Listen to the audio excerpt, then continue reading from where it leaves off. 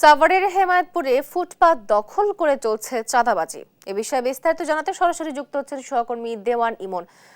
ইমন, প্রশাসন এখানে কেন নজরদারি দিচ্ছেন আর এ বিষয়ে ভুক্তভোগীরাই বা কি বলছেন, বিস্তারিত জানাবেন।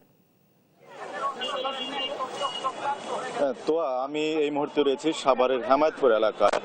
এই যে স্থানটি, এটি সড়ক ও জনপদের এই জায়গাটি একটা যে ঢাকার যে মহাসড়ক রয়েছে, সেই মহাসড়কে কিন্তু এটি লোকাল লেনের উপরে যে ফুটপাত বসিয়ে এখানে দেখতে পাচ্ছেন যে শত শত দোকান কিন্তু গড়ে তোলা হয়েছে এবং বিগত সরকারের সময় এই দোকানগুলো থেকে প্রতিনিয়ত চাঁদা উঠিয়ে আসছিলেন যারা তৎকালীন আওয়ামী লীগের নেতাকর্মী ছিল তারা, এবং সরকারের ক্ষমতা যাওয়ার পর থেকে বর্তমানে যে অন্তর্বর্তীকালীন সরকার রয়েছে, এই সরকারের সময় একটি নির্দিষ্ট একটি গোষ্ঠী কিন্তু এখান থেকে প্রতিনিয়ত চাঁদা তুলছেন। এবং আপনি দেখতে পাচ্ছেন যে এই যে সড়কটি, এই সড়কের এখানেই শত শত দোকান এবং সড়কের উভয় পাশেই কিন্তু এরকম দোকান রয়েছে এবং এসব দোকান বসেই কিন্তু চাঁদাবাজি চলছে। তবে প্রশাসনের কিন্তু এরকম কোনো জোরালো ভূমিকা আমরা দেখিনি। আমরা প্রশাসনের সাথে কথা বলেছি, তারা বলছেন যে এটি উচ্ছেদে আগামীতে হয়তো উদ্যোগ নেবেন, কিন্তু এখন পর্যন্ত যেহেতু এটি একটি শিল্পাঞ্চল এলাকা, এখানে লক্ষ লক্ষ মানুষ কিন্তু সকালে, দুপুরে এবং রাত্রে তারা কিন্তু বাড়ি ফেরার সময় এই সড়ক দিয়ে ভোগান্তিতে পড়েন। এছাড়াও সিঙ্গার থেকে গাবতলী যে সড়কটি রয়েছে, সেই সড়কেরও কিন্তু প্রবেশদ্বার হচ্ছে এই হেমায়েতপুর এলাকা।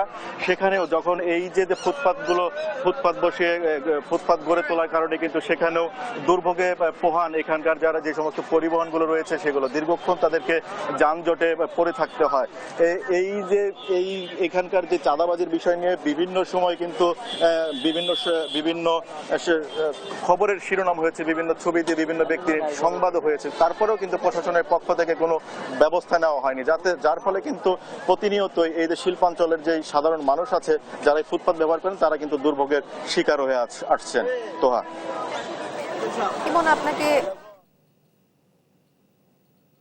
ইমন আপনাকে ধন্যবাদ। সাভারের হেমায়েতপুরের ফুটপাত দখল করে চলছে চাঁদাবাজি এবং সেই বিষয়ে বিস্তারিত জানাচ্ছিলেন আমাদের সহকর্মী ইমন।